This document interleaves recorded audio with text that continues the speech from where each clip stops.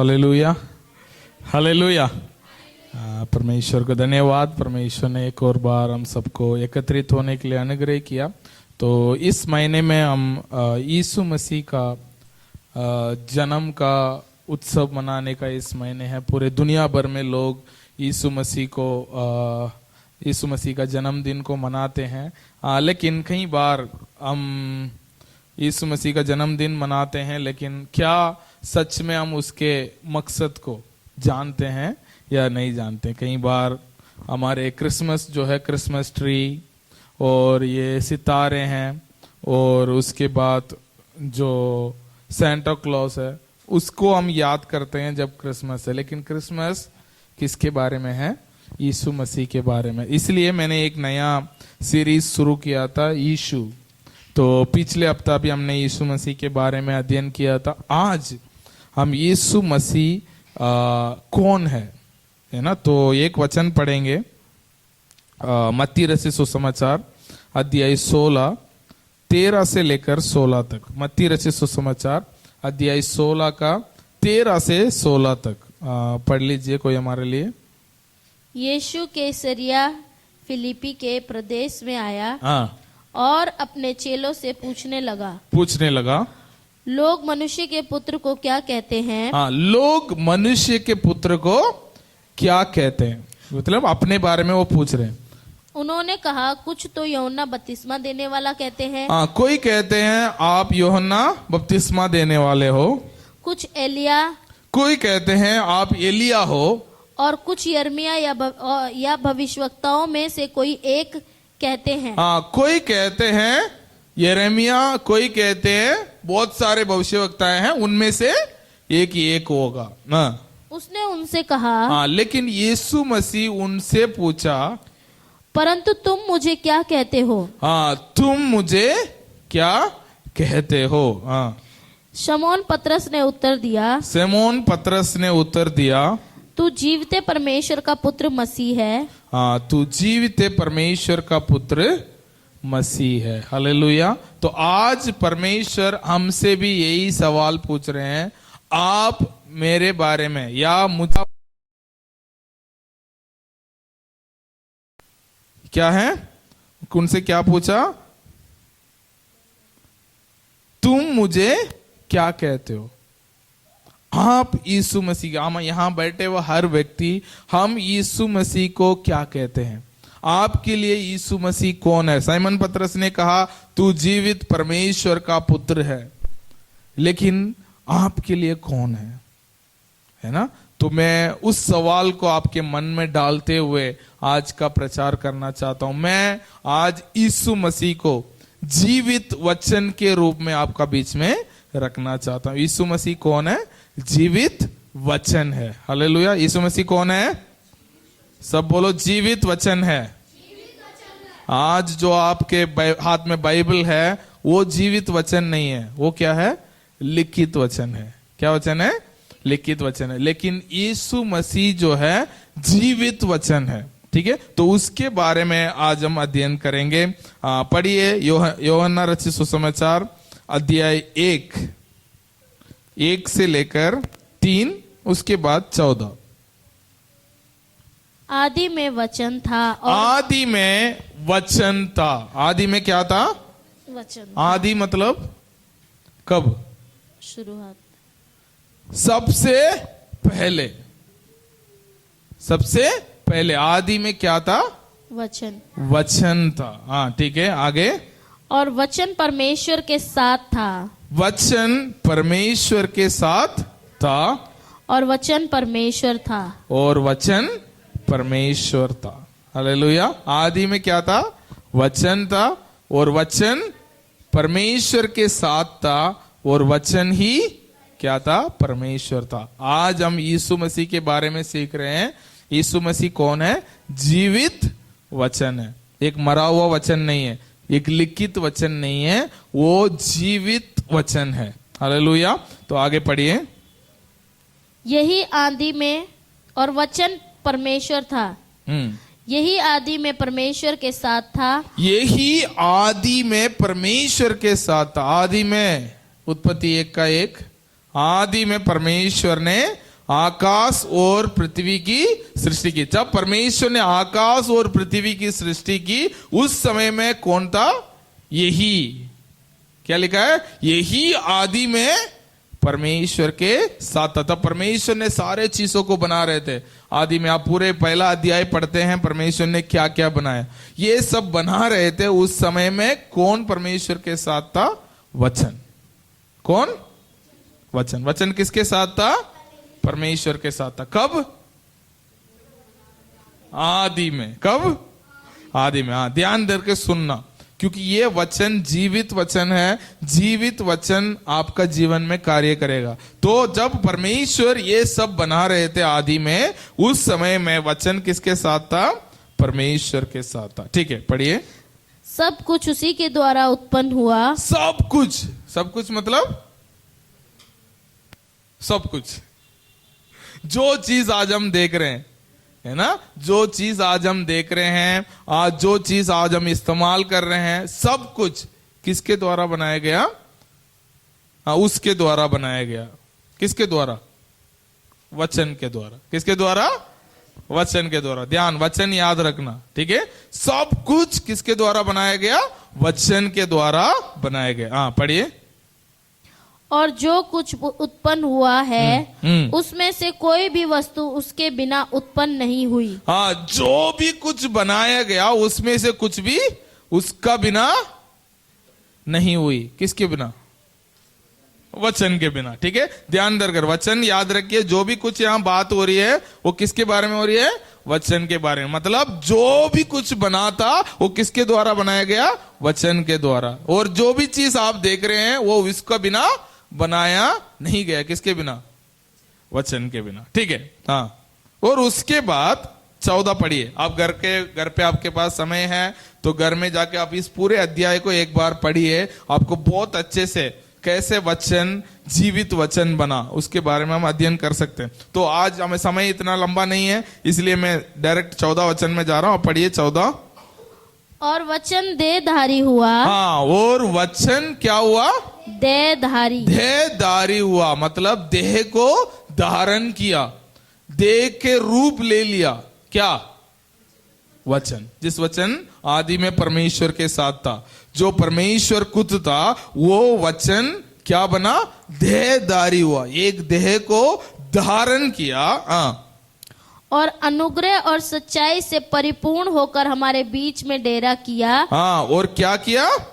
अनुग्रह और सच्चाई से परिपूर्ण होकर हमारे बीच में डेरा किया। मतलब रहने आया। पूरे सच्चाई, है ना, परमेश्वर को, सच्चाई को जानते हुए और परिपूर्ण होकर उसमें अनुग्रह के द्वारा, मतलब यीशु मसीह मतलब पूरा अनुग्रह से भरा हुआ एक व्यक्ति, वो क्या हुआ?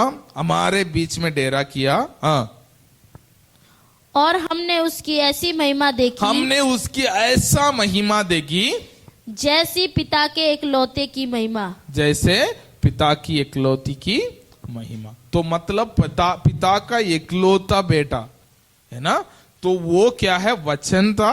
वो वचन देहधारी होकर हमारे बीच में आया, डेरा किया और हमारे लिए जिया और हमारे लिए अपने जीवन को दिया।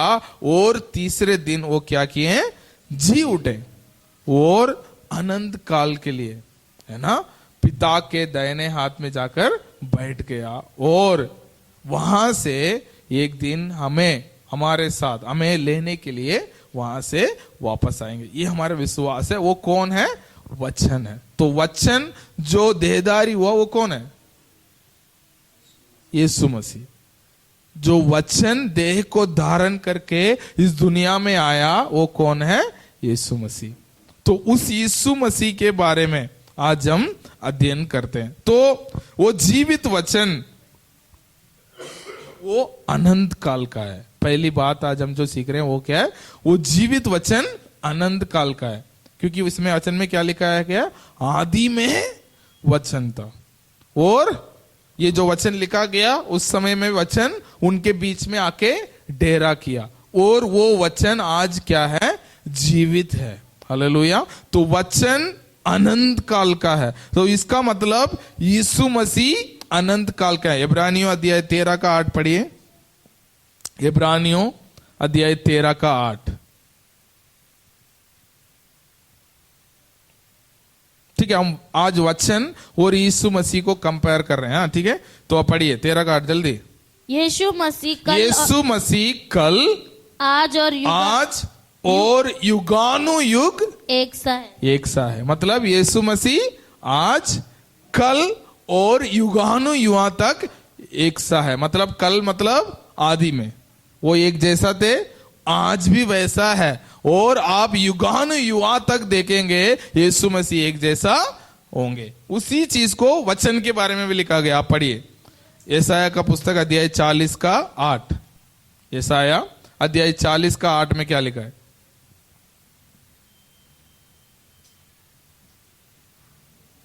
घास तो सूख जाती, घास तो क्या हो जाती?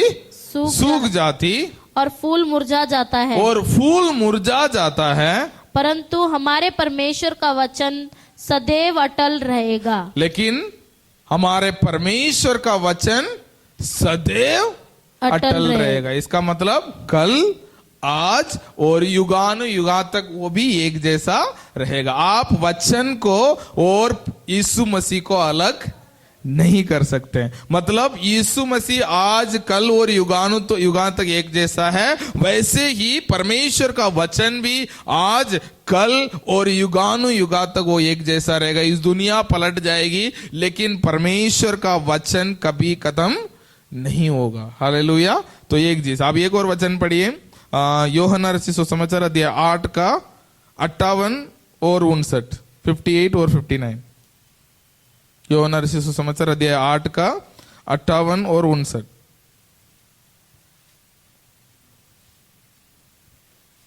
यीशु ने उनसे कहा, मैं तुमसे सच सच कहता हूँ कि पहले इसकी कि अब्राहम उत्पन्न हुआ मैं हूँ। हाँ, पहले अब्राहम जब उत्पन्न नहीं हुआ था उस समय में कौन हूँ? मैं हूँ। हाँ। तब उन्होंने उसे मारने के लिए पत्थर उठाए, परंतु यीशु छिपकर मंदिर से निकल गया। तो उन्होंने क्या किया? यीशु मसीह ने क्या कहा? मैं सच सच कहता हूं, जब अब्राहम नहीं हुआ था तब से मैं हूं। क्योंकि यीशु मसीह कब आए थे? अब्राहम, इसहाक, याकूब, उनका पुत्र का पुत्र है ना, तब आके यूसुफ का संतान बन के इस दुनिया में आए। लेकिन उस समय में जो लोग रहते थे वो कौन मानते थे? अब्राहम को बहुत बड़ा मानते थे। अरे यीशु मसीह कोई नहीं है, अब्राहम सबसे बड़ा है। तो यीशु मसीह ने कहा, जब तुम्हारे पिता अब्राहम नहीं आया था उससे पहले ही मैं हूं। मैं था तभी और आज हूं, मैं युगानुयुगा तक बने रहूंगा। तो वो जीवित परमेश्वर है, वो जीवित वचन है, और हमारे बीच में वो वास करते हैं, और आज भी वो जीवित वचन के द्वारा हमसे क्या करते हैं? बात करते हैं। ठीक है, तो ये पहला चीज है, परमेश्वर का वचन और यीशु मसीह दोनों क्या है? सदा का है, अनंत काल के हैं। वचन भी कभी नहीं बदलेगा और यीशु मसीह भी कभी नहीं बदलेंगे। और दूसरी बात, परमेश्वर यीशु मसीह जो है आदि में वचन था। ठीक है, दूसरा वचन किसके साथ था? परमेश्वर के साथ। आप पढ़िए यूहन्ना रचित सुसमाचार अध्याय 17 4 और 5। यूहन्ना रचित सुसमाचार अध्याय 17 का 4 और 5। जो कार्य तूने मुझे करने को दिया था, हाँ, जो कार्य तूने मुझे करने के लिए दिया था, उसे पूरा करके मैंने पृथ्वी पर तेरी महिमा की है। हाँ, उसे पूरी कर मैं पृथ्वी पर तेरी महिमा की है। अब हे पिता, तू अपने साथ मेरी महिमा उस महिमा से कर जो जगत की सृष्टि से पहले मेरी तेरे साथ थी। हाँ, क्या है? अब है पिता, तू अपने साथ मेरी महिमा उस महिमा से कर जो जगत की सृष्टि से पहले मेरी साथ थी। यीशु मसीह क्या किए हैं? उस महिमा को, उस स्वर्गीय महिमा को छोड़कर कहां आए? इस पृथ्वी में। आपने पढ़ा है? कहां पढ़ा था? फिलिपियों अध्याय 2 का 5 शायद पढ़िए। फिलिपियों, दोबारा हम इसमें आएंगे यूहन्ना में। फिलिपियों अध्याय 2 का 5 से आप पढ़िए।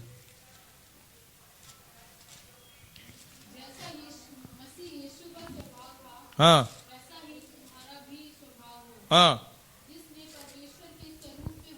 हाँ, परमेश्वर के स्वरूप में होकर ना समझा, हाँ अपने आप को ऐसे शून्य कर दिया, हाँ दास का स्वरूप धारण किया, हाँ मनुष्य के समानता में हो गया। मतलब अभी यीशु मसीह इस दुनिया में जब आए थे तो क्या छोड़ के आए? अपनी महिमा। एक गाना गाते हैं नाम, महिमा को छोड़कर बना इंसान, तो राज करे। उस गाने में उसमें हम क्या गाते हैं? वो अपने महिमा को छोड़कर क्या बना? दास बना, इंसान बनकर इस दुनिया में आया, है ना। तो अभी यीशु मसीह प्रार्थना कर रहे हैं, मैंने जो कार्य करना था उसे मुझे पूरा कर लिया, मुझे उस महिमा में दोबारा वापस कर दो। तो परमेश्वर ने किया, किया। पढ़िए एफिसियों अध्याय 2 का 6। एफिसियों अध्याय 2 का 6। और मसीह यीशु में उसके साथ उठाया हमें, हाँ, और स्वर्गीय स्थानों में किसके साथ बिठाया? मसीह के साथ हमें बिठा दिया। इसका मतलब यीशु मसीह अभी कहाँ है? स्वर्गीय स्थानों। पहले परमेश्वर के साथ थे और उसके बाद मनुष्य बनकर इस पृथ्वी में आए। अभी परमेश्वर ने, उन्होंने परमेश्वर की आज्ञा पालन किया। परमेश्वर अपने आप को, अपने महिमा को छोड़ के इस दुनिया में आकर अपने पिता की महिमा की, तो पिता भी उनको दोबारा उस महिमा को क्या कर दिया? वापस कर दिया। तो वो अभी पिता के साथ हो गए, है ना। तो यीशु मसीह क्या थे? परमेश्वर के साथ थे। तो वचन में यूहन्ना 1:1 में क्या लिखा है? वचन किसके साथ था? परमेश्वर के साथ था। तो यहां भी हम सीखते हैं वचन अनंत काल का है, पहले से परमेश्वर के साथ था और अभी भी वो परमेश्वर के साथ है, यीशु मसीह जैसा यीशु मसीह है। उसके बाद तीसरा, वचन क्या था? परमेश्वर था। स्वयं वचन क्या था? परमेश्वर था। आप पढ़िए इब्रानियों की पुस्तक अध्याय 1 का 1 से 4। इब्रानियों अध्याय 1 का 1 से 4।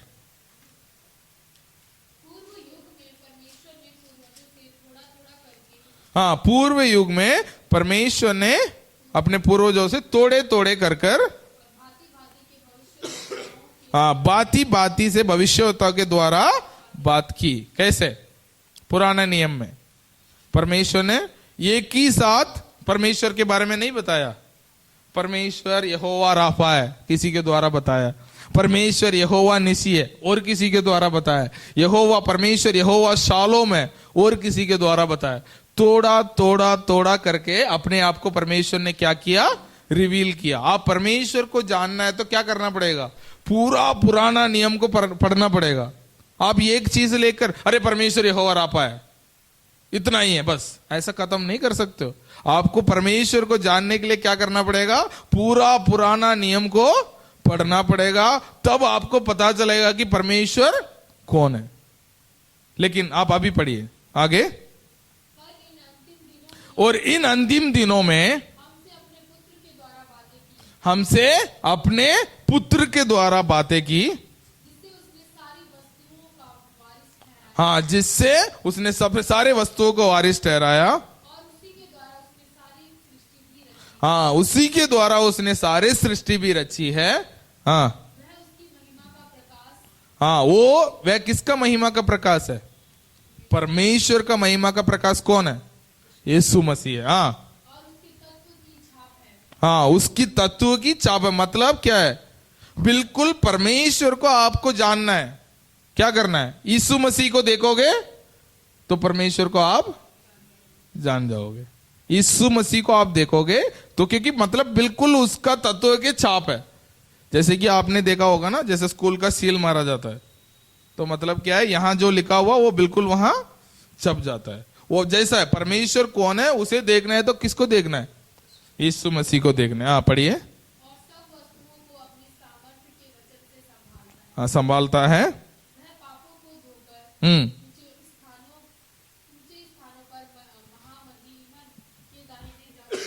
हाँ।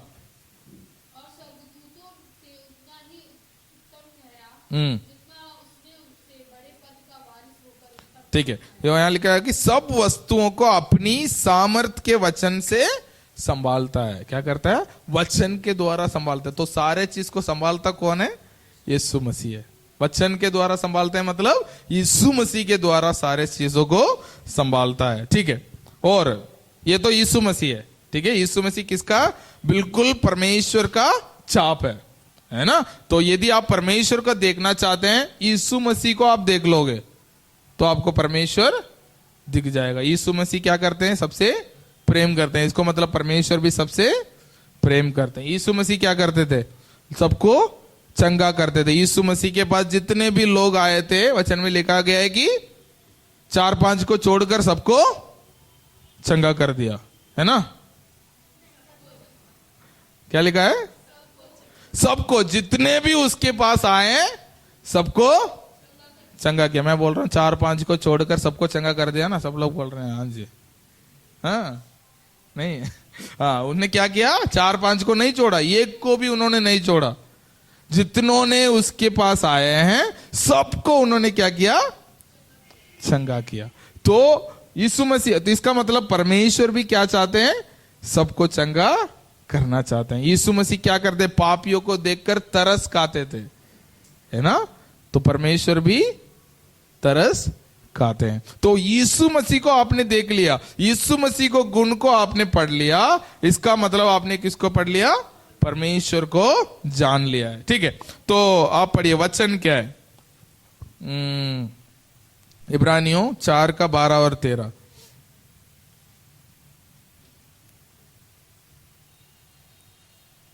क्योंकि परमेश्वर का वचन जीवित, हाँ, क्योंकि परमेश्वर का वचन जीवित, हाँ, जीवित और प्रबल और हर एक 2-धारी तलवार से भी बहुत चोखा है। हाँ, हर एक 2-धारी तलवार से भी बहुत चोखा है।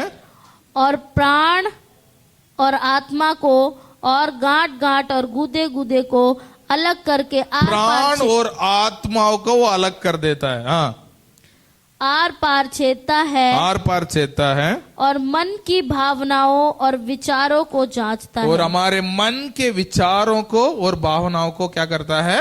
जांचता है। हाँ, पढ़िए। सृष्टि की कोई वस्तु उससे छिपी नहीं है, सृष्टि की कोई वस्तु उससे छिपी नहीं है, वरन जिससे हमें काम है उसकी आंखों के सामने सब कुछ वस्तुएं खुली और प्रकट है। हाँ, सब कुछ वस्तुएं उसका खुली और प्रकट है। किसके सामने? यीशु मसीह के सामने। लेकिन शुरुआत कैसे हुई थी? वचन जीवित है और 2-धारी तलवार है। और वो वचन क्या करती है? देखती है। ये लिखा है ना, देखती है। और उसके सामने, उसकी आंखों के सामने सारे वस्तुएं खुली और प्रकट है। मतलब वचन और यीशु मसीह एक ही है। हालेलुया। ताली बजाकर स्वागत करते हैं हम सिस्टर जी को। ऐसे ही समय पर आना है। ठीक है, कोई बात नहीं। इसलिए तो स्वागत किए हैं। वॉशिंग मशीन को ठीक करने के बावजूद भी आप चर्च आ गए। ठीक है, तो मतलब हमने क्या किया? जीवित वचन परमेश्वर है। मतलब जीवित वचन, प्रभु यीशु मसीह कौन है? जीवित वचन है। हालेलुया। हाँ, उसके बाद हम देखते हैं, मतलब हमारे जीवित वचन क्या करता है? हमारे आत्मा और प्राण को अलग कर देता है। हमारे आत्मा और प्राण को अलग कर देता है। और वो जीवित वचन हमारे हृदय में जो भी चीज हम सोचते हैं वो सबके सामने खुला कर देता है परमेश्वर से। इसलिए दाऊद कहता है, परमेश्वर मैं आपसे चुपके कहां जाऊं? नदी के, समुद्र के नीचे चला जाऊं, वहां भी आप है। और आकाश में उड़ जाऊं, वहां भी आप है। हर जगह आप मौजूद है। आपसे छुपकर मैं कुछ भी नहीं कर सकता। तो परमेश्वर का वचन ऐसा जगह में हमारे पास जाएगा। मैं आपको कुछ भी नहीं बोलता, आप वचन को भी लगातार पढ़ते रहेंगे तो आप चर्च टाइम पे आने लग जाते हैं। क्यों? क्योंकि आप परमेश्वर का वचन आपका आत्मा और प्राण को क्या कर देता है, छेद देता है। आप वचन ही पढ़ते नहीं है तो फिर वो अलग बात है ना। आप वचन सुनते भी नहीं है, वचन पढ़ते भी नहीं है, तो फिर वचन का कैसे काम करेगा? ना वचन काम कर पाएगा, ना यीशु मसीह काम कर पाएंगे। यदि आप मेरा नहीं सुनते हैं, वचन भी पढ़ते हैं, वचन कहता है वो क्या है, दोधारी तलवार है। आपका सोच को, हमारे हर क्षेत्र को, हम छुपे हुए कोई कोई पाप करते हैं, हाँ, उस समय में भी आपको, आप वचन पढ़ते हैं, वचन क्या करता है, आपको हृदय को छेद देता है ना। तब पतरस एक बार प्रचार कर रहे थे, तो पहले तो पतरस डरपोक था, है ना, सबके सामने क्या बोलते था, अरे मैं तो यीशु मसीह को नहीं जानता। तब वो खुद प्रचार कर रहा था, क्या प्रचार कर रहा था, तब यीशु मसीह उन्होंने पहचान लिया, उन्होंने बोला, अरे तुम लोगों ने यीशु मसीह को क्या किया, क्रूस पर चढ़ा दिया। मेरे गुरु यीशु मसीह को तुम लोग ने क्रूस पर चढ़ा दिया।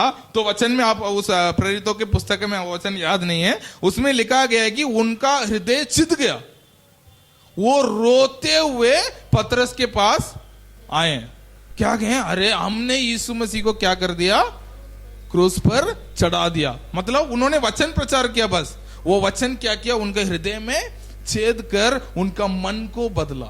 तो हमारे मन को क्या बदल सकता है, वो जीवित वचन हमारे मन को बदलता है, और हमारे ये जीवित वचन हमारे मार्गदर्शन करता है ना। एक वचन पढ़िए, कहाँ लिखा है, भजन संहिता अध्याय 119 का 105, भजन संहिता 119 का 105।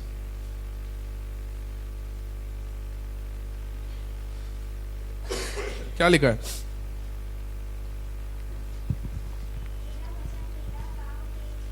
हाँ, तेरा वचन मेरे पांव के लिए दीपक, हाँ, मेरे मार्ग के लिए उजियाला है। मतलब परमेश्वर का वचन हमें मार्गदर्शन देता है, वो जीवित वचन है। आप ये मत सोचना है कि ये जस्ट एक पेपर है, उसमें ये छुपा हुआ नहीं है, वो एक जीवित वचन बन सकता है, लेकिन आप उस वचन को इस्तेमाल करते हो, उस वचन को आप वॉइस देते हो, आवाज देते हो, है ना। जब तक वो लिखा रहेगा वो लिखित वचन है, लेकिन उसे अब जब हम बोलते हैं वो क्या बनता है, जीवित वचन बनकर हमारे जीवन में कार्य करता है। क्यों, आप देखते हैं वचन का सामर्थ्य क्या है। आदि में परमेश्वर ने क्या किया, 1:3 पढ़िए, 1:3 है शायद, उत्पत्ति आदि में 1:3। हाँ, परमेश्वर ने क्या बोला, कहा, परमेश्वर ने कहा। तो परमेश्वर का सामर्थ, हेलो, मैं जितना तेज चला रहा हूं उससे ज्यादा तुम चलाने के लिए कोशिश कर रहे हो। मैं धीरे धीरे बात करता था, आप लोग भी धीरे धीरे बात कर रहे हो। मैं चिल्ला के बात कर रहा हूं, नहीं है, ठीक है। तो परमेश्वर ने क्या किया, कहा, तब वो हो गया। तो आपका जीवन में कुछ होना है तो आपको क्या करना पड़ेगा, कहना पड़ेगा। क्या कहना पड़ेगा, क्या हो जाए, परमेश्वर का वायदा, परमेश्वर का वचन को जब आप अपने मुंह खोलकर बोलते हैं तब आपका जीवन में वो होगा। आपका कमर में दर्द हो रहा है, हाँ, आप बोलते यार कमर में दर्द हो रहा है, ये कब खत्म होगी, कभी नहीं होगी खत्म, बुढ़िया हो गई, अब जिंदगी भर ऐसे ही चलते रहेगा। ऐसे बोलते रहेंगे तो जिंदगी भर चलते रहेगा। आपको दर्द हो रहा है, मैं ये नहीं कह रहा हूं कि दर्द नहीं हो रहा है, लेकिन आपको क्या बोलना है, यीशु मसीह के कोड़े खाने से मैं चंगी हो चुकी हूं। आपने देखा नहीं है चंगाई को, लेकिन आप बोलते हैं। यीशु मसीह वहां क्या था, अंधियारा था, आदि में क्या था, बिल्कुल अंधियारा था, लेकिन परमेश्वर ने क्या बोला, उजियाला हो, तो हो गया। इस परमेश्वर ने भी बोला, अरे इधर तो बहुत अंधेरा है, आदम और हवा को कैसे बनाऊंगा, इस अंधेरा में कैसे रहेंगे, तो अभी भी अंधेरा ही रहता। लेकिन परमेश्वर ने क्या बोला, उजियाला हो, क्योंकि परमेश्वर ने क्या, किस लिए हमें बनाया है, हमें राज्य और प्रभुता करने के लिए। उत्पत्ति 1:26 पढ़िए, उत्पत्ति 1:26। हाँ, फिर परमेश्वर ने कहा अब मनुष्य को अपने स्वरूप के अनुसार अपने समानता में बनाते हैं, और वह समुद्र के मछलियों, आकाश की पक्षियों और घरेलू पशुओं और सारे पृथ्वी पर, हाँ, सब रंगने वाले जंतुओं पर, वो पृथ्वी पर रंगते हैं, अधिकार रखे। परमेश्वर ने हमें भी अधिकार रखने के लिए हमारे परिस्थितियों के ऊपर, हमारे जीवन के ऊपर, हमारे परिवार के ऊपर अधिकार रखने के लिए मनुष्य को परमेश्वर ने किसके समानता में बनाया? अपनी समानता में। मतलब हम परमेश्वर के समानता में बनाए गए। परमेश्वर में जो गुण है, परमेश्वर में जो डीएनए है, वो किसके अंदर है? हमारे अंदर। लोग बोलते हैं ना, अरे पापा गुस्सा करते हैं तो बेटा भी गुस्सा करता है, पापा का शुगर है तो बेटा का भी शुगर होता है। अरे आप डॉक्टर के पास जाते हैं, शुगर पेशेंट को ले जाते हैं, वो डॉक्टर तुरंत पूछता है आपके पापा को भी शुगर थी क्या? आपके परिवार में किसी को शुगर थी क्या? हाँ, तो वैसे ही हम किसके समानता में बनाए गए हैं? परमेश्वर के समानता में बनाए गए। तो परमेश्वर का डीएनए हमारे अंदर है, वो राज करने का डीएनए। जो चीजों को, जो चीज नहीं है उसको है जैसा देखने की क्षमता किसके अंदर है? हमारे अंदर है ना। जैसा आपने देखा, राजा है, राजा का बेटा, हाँ, ताली बजाकर स्वागत करते हैं। हाँ, एक और बार ताली बजता रहना चाहिए। एक और बार आप सबको हम स्वागत करते हैं। आप सब लोग बहुत जल्दी आ चुके हैं। अभी स्टार्ट नहीं हुआ, हम आपके इंतजार कर ही रहे थे। जब आएंगे तुरंत मैं स्टार्ट करूंगा। ठीक है, आप समय पर आ चुके हैं। ठीक है, तो क्या हुआ था? जो भी चीज बनाया गया है वो किसके द्वारा? परमेश्वर के द्वारा बनाया गया। और परमेश्वर ने कैसे बनाया? हमें उस अधिकार के साथ बनाया। हमें परमेश्वर के समानता में बनाया गया है, ताकि हम कैसे व्यवहार करें? अधिकार रखें। जो भी परिस्थिति है, उस परिस्थिति को देखकर डर के अरे ऐसा हो रहा है, हमारे परिवार, हमारी जिंदगी कब सुधरेगा, ऐसा बैठना नहीं है। परमेश्वर का वचन कहती है, मैं तुझे पूछ नहीं सर बनाऊंगा। नीचे स्थान मेरा नहीं है, ऊंचा ही मेरा है। उधार लेते हुए जीना मेरे जीवन नहीं है, मैं दूसरों को उधार देने वाला बनूंगा। ऐसे अपने जीवन पर अधिकार रखने के लिए परमेश्वर ने हमें बुलाया। तो वो सामर्थ किस में है? परमेश्वर का वचन में। जब परमेश्वर का वचन में आप बोलते हैं, आपका वचन भी क्या बन जाता है? सामर्थ्य बन जाता है। क्योंकि आप क्या वचन बोल रहे हैं? परमेश्वर का वचन को आप बोल रहे हैं, तो आपका वचन, परमेश्वर का वचन आपका मुंह से बोल रहा है, तो वो भी सामर्थ्य है। हालेलुया। इसलिए हम बार बार बोलते हैं, आप परमेश्वर का वचन बोलिए। आपका परिस्थिति कुछ भी क्यों ना हो, आप परमेश्वर का वचन को अपने मुंह खोलकर बोलिए, तो परमेश्वर का वचन आपका जीवन में पूरा होते हुए नजर आएगा। आज नेहा ने गवाही दिया था, तो उन्होंने क्या हुआ? तब उसको दिक्कत हुई थी, सर दर्द हुई थी। उन्होंने क्या किया? परमेश्वर का वचन को घोषणा किया। परमेश्वर का वचन कहती है, मेरे को सर दर्द हो रही है, लेकिन परमेश्वर का वचन कहती है, मैं उसके कोड़े खाने से मैं चंगा हो चुकी हूं। जब तक आप बोलते रहिए, जब तक आपकी सर दर्द दूर ना हो जाए, है ना। मंदिर से ठीक नहीं होगा प्रार्थना। लोग सोचते हैं प्रार्थना एक मंदिर जैसा है ना, जादू टोना करने वाला ऐसे बोलता है तो ठीक हो जाता है। वैसे लोग बोलते हैं पादरी सर पे हाथ रखता है तो वो चमत्कार हो जाता है। ऐसा नहीं होता है। परमेश्वर का वचन से आप चंगे होंगे।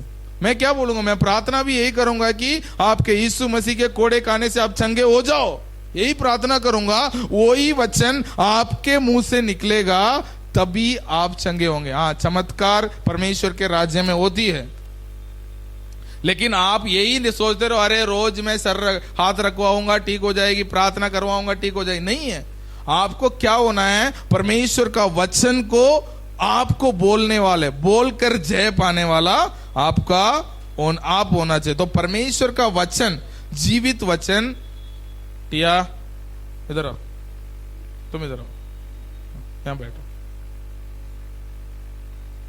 ठीक है। तो परमेश्वर का वचन में जो सामर्थ्य है सृष्टि करने का, नया बनाने का, परिस्थितियों को सुधारने का, है ना, और ये सारे बदलाव को देखने का अधिकार परमेश्वर का वचन में है। जैसा एक बीज में, एक छोटा सा बीज है, उसमें क्या सामर्थ्य है? एक बहुत बड़ा बगीचा बनाने का सामर्थ्य है। लेकिन वो बीज को आप अपने जेब में रख लो तो क्या होगा? वो बीज बगीचा बन सकती है, लेकिन कहां है? आपका जेब में है, तो बनेगी? नहीं बनेगी। आपको क्या करना पड़ेगा? उस बीज को बोना पड़ेगा। हाँ, आपके उस बीज को कहां बोना पड़ेगा? आपके हृदय में बोना पड़ेगा। जब आप हृदय में बोते हैं, आपके मुंह से निकलता है। जब आपके मुंह से निकलता है, वो जीवित वचन बनता है। एक वचन पढ़िए, मरकुस रचित सुसमाचार अध्याय 4। मरकुस रचित सुसमाचार अध्याय 4 का 1 से लेकर पढ़िए। हाँ, वह कौन? यीशु मसीह झील के किनारे उपदेश देने लगे। हाँ, वैसी भीड़ बड़ी, जैसे यहाँ इतना बड़ी भीड़ है, वैसे ही वहां भी बहुत बड़ी भीड़ थी। हाँ, उसके पास इकट्ठा हो गए, बैठ गया। हाँ, सारे भीड़ झील के किनारे में खड़े रही, यीशु मसीह नाव में बैठ गए। हाँ हाँ, दृष्टांतों में बहुत सी बातें सिखाने लगता है। मैं भी स्कूल में पढ़ाता हूं, तो बच्चों को समझ में नहीं आता है, तो मैं क्या बोलता हूं, कुछ कहानियां बताता हूं ताकि उनको समझ में आ जाए। पहले तो कहानियां बोलती थी, अभी तो मैं बच्चों को रील से बताता हूं। अच्छा, वो वाली रील देखी थी? हाँ, उसमें उसकी एक्स नहीं थी ना, तो मैथ में भी एक्स का वैल्यू ये होता है, ऐसे मैं बताता हूं। तो मतलब बच्चों को समझ में आता है। दृष्टांत उनको जो समझ में आती है उसके हिसाब से आपको क्या करना पड़ेगा? समझना पड़ेगा। उस रील में बोल रहा था कि मेरे एक्स की कोई वैल्यू नहीं है क्योंकि मुझे छोड़ के चले। वैसे ही मैथ में भी जब तक एक्स का वैल्यू आप नहीं पहचानते, उसका कोई वैल्यू नहीं है, एक्स ही होता है वो। तो मतलब उनको क्या करना पड़ेगा? उस उदाहरण के द्वारा हम क्या करते हैं? समझाते। तो यीशु मसीह भी उनको क्या करते? दृष्टांत मतलब कुछ परिस्थिति के द्वारा, कुछ कहानी के द्वारा उनको कुछ मतलब उनको समझाना चाहते थे। हाँ, पढ़िए 3। हाँ, सुनो, एक बोने वाला बीज बोने निकला। क्या करना है? बोने वाला कहां निकला? बीज बोने के लिए निकला। हाँ, बोते समय कुछ कहां गिर गया? मार्ग के किनारे में गिर गया। हाँ, पक्षियों ने आके उसे क्या कर लिया? चुग लिया। ठीक है, यहां तक ही खत्म करेंगे। ये बहुत पूरा बड़ा कहानी है, लेकिन मैं पूरा में नहीं जा रहा हूं, लेकिन यहां सिर्फ यह कर रहा हूं। तो क्या कर रहा है? एक बीज बोने वाला बीज बोने लगा, है ना। मैं 2007 या 8 में नेपाल गया था, वहां 2-3 महीना रहा था। तो हम सुबह क्या करते थे, जहां जिस घर में मैं रहता था, वो लोग कटनी का समय में काटने चले जाते थे, फिर बोने का समय में बोने चला जाते थे। तो वहां छोटे छोटे बच्चे हैं, मकाई ले लेते हैं, फिर ऐसे ऐसे बोते रहते हैं। मैंने बोला मैं भी बोलो। हाँ, अभी बोलो। तो हम उठा उठा के ऐसे फेंकते हैं या ऐसे लाइन में डालते जाते हैं। तो कुछ कुछ है, हम रास्ता में जाते जाते किनारे में भी, जैसा जिसमें हम चलते हैं उसमें भी गिर जाता है। तो यहां जो खेत में गिरता है वो क्या करते हैं? मिट्टी से ढक जाता है, वो तो क्या हो जाता है? बच जाता है। कुछ दिन बाद वो उगता भी है। लेकिन जो रास्ते में गिर जाता है वो क्या होता है? हाँ, कुछ पक्षियां या कोई कुछ भी चीज आते हैं, वो उसे क्या उठा लेके जाते हैं। तो यहां भी लिखा गया है कि जो वचन, जो बीज जो है, कहां गिरी थी? रास्ते के किनारे में गिरी थी। उसे क्या कर दिया? तुरंत पक्षियां आया, उसे क्या कर लिया? चुग लिया। मतलब हाँ, बिन के खा लिया। हाँ, तो उसके बाद परमेश्वर प्रभु यीशु मसीह, लोग पूछने लगे इसका मतलब क्या है? हमें तो कुछ समझ में नहीं आ रही। बीज बोया, ठीक है, वो समझ गया, और नदी किनारे में गिर गया, वो भी ठीक है ना। इसका मतलब क्या है? तो यीशु मसीह ने बोला चलो मैं मतलब भी आपको बताता हूं। अध्याय 14 पढ़िए। हाँ, बोने वाला क्या बोता है? वचन बोता है। बोने वाला क्या बोता है? वचन बोता है। मतलब बीज क्या है? वचन है। बीज क्या है? वचन है। तो बोने वाला क्या बोता है? वचन को बोता है। ठीक है। और कहां बोता है बोने वाला? खेत में। कहां बोता है? खेत में। वो खेत क्या है? हमारा हृदय। मैं वचन अभी प्रचार कर रहा हूं। कहां प्रचार कर रहा हूं? आप कान से सुन रहे हो। ये कहां जा रहा है? आपके हृदय में जा रहा है। वो बिल्कुल कुछ वचन सीधा आपके हृदय के अंदर चला गया, कुछ वचन किनारे में भी पड़ा हुआ है। तो क्या आता है? पक्षी आती है। क्या करने? लेके जाने के लिए। आपने सुन लिया परमेश्वर का वचन, अभी पक्षियां आएंगे। ठीक है। हाँ, पढ़िए, आगे पढ़ो।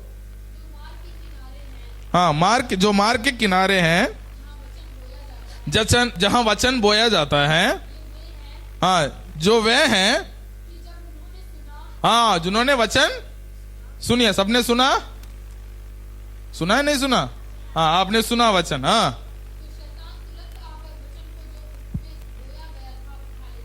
हाँ, कौन तुरंत आता है? शैतान। तो पक्षी कौन है? शैतान है। वो क्या करता है? तुरंत आता है। कब आता है? तुरंत। यहां से निकलने से पहले आ जाता है वो। हाँ, ऐसा नहीं है, ऐसा है। क्या करता है?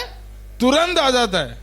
जैसे कि मैं बोल रहा हूं, आपका कमर में बहुत दर्द है, मैं बोल रहा हूं यीशु मसीह के कोड़े खाने से आप चंगे हो चुके हैं, तो मैंने बो दिया आपके हृदय में।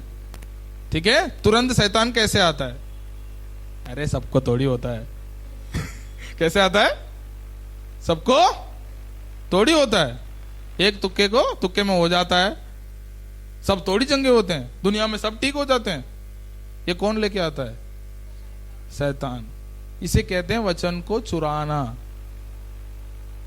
आप गरीब है, आपको उधार बहुत सारे किसी को देना है, तो मैं बोल रहा हूं परमेश्वर ने आपको दूसरों को देने वाला बनाएगा।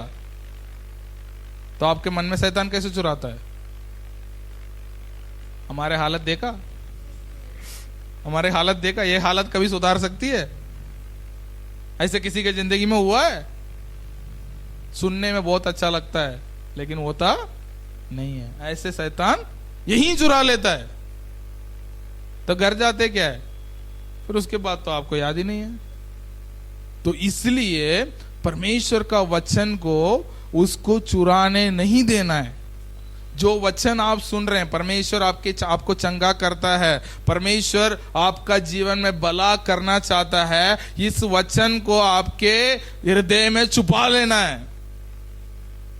हाँ, तो बोने वाला क्या करता है? बीज बो के उसमें मिट्टी डाल देता है, या ट्रैक्टर से एक और बार खुदवा देता है। उससे क्या होता है? मिट्टी, बीज बंद हो जाता है। तो आप घर जाके उस वचन को बार बार बोलते हैं, उससे क्या हो जाता है? वचन आपके हृदय में अटल हो जाता है।